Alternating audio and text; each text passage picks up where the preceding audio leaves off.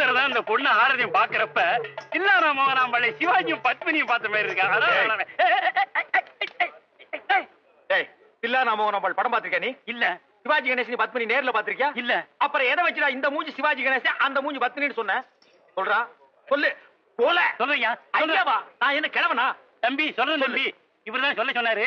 ஆட்டம் நடக்கிற ஊருக்கெல்லாம் வா, 10 ரூபா தர்றேன், இந்த மாதிரி போலந்து பேசி அதுலயும் அந்த தவுலுக்காரன் காதல் விடுற மாதிரி சொல்லு. அவருதான் சொல்ல சொன்னாரு. நீ போ. ஏன் உனக்கு இந்த வேலை? நீ வாங்குற இந்த 10-5 பிச்சைக்கு இது தேவைதானா? ஒரு விளம்பரம். என்னடா விளம்பரம்? அந்த சினிமாக்காரங்க தான் அப்படி செய்யறாங்க. தனக்கு தானே வால் போஸ்ட் அடிச்சு செவத்த நார வைக்கிறாங்க. ஒண்ணுமே கிடைக்கலன்னா பிறந்த நாள் கொண்டாடுறாங்க. அதாவது 33 வயசுக்கு மேல போறானுங்கன்னா போக மாட்டாங்கிறாங்க. அதே 33 தான் நிக்கிறாங்க. இவனுக்கு தான் பிறந்தாங்களா இந்தியாவுல? நம்ம எல்லாம் தேவையில்லாம அனாவசியமா பிறந்துட்டுமா? ஏய், அவன் கூட சேர்ந்துட்டு நீ ஏன் பெரிய இது மாதிரி லொல்லு? கொஞ்சம் சும்மா